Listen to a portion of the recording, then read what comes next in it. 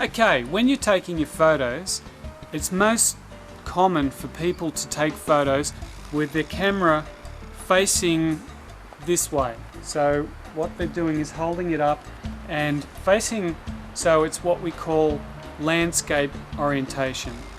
It's the most natural way. The camera is built in that function, so all the controls are at the top. But don't be stuck into that type of photography. Think about moving your camera to the side, particularly for portraits or for objects which are taller than wider.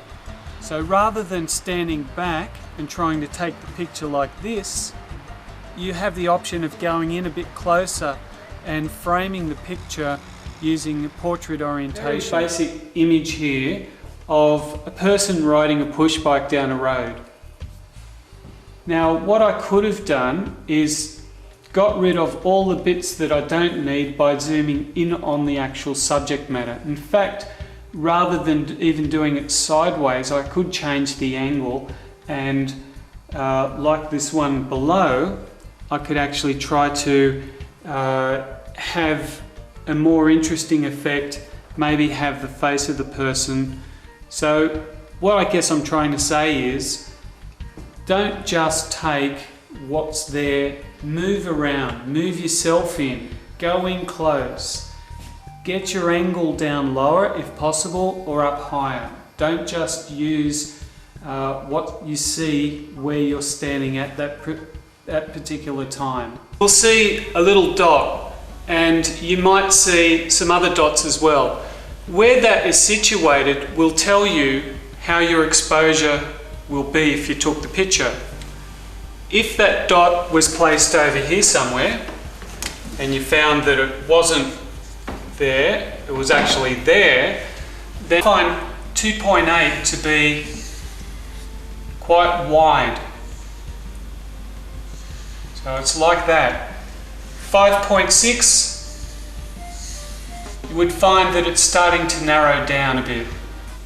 That's close to being a midway point, or f8 might be a midway point as well. f16 or f22, you might have quite a small area for the light to get through. So be very careful about what's behind the subject. It might even be just a telegraph pole, a fence, might be even birds flying around. Anything that might be distracting to your subject, you have to look beyond the subject to see what's behind, because that can make or break your shot. Here's a real life example of where we'd use bracketing. If we're taking a portrait of someone, our camera might say f8 is the correct exposure. However, if we wanted to take a picture of a person, there are various settings we could put our aperture on. What I've done here is set the shutter speed constant and made the aperture variable. Now some flashes you can set to be as a slave, which basically means the pop-up flash or one other flash that you've already got, or it might be you've activated it from one of the studio units. It can operate as a slave unit which fires remotely. It's right, and we have too much aperture and too much shutter speed, then what will happen is the egg will burn. It'll be too much heat for too long and you'll end up with a nice crispy egg.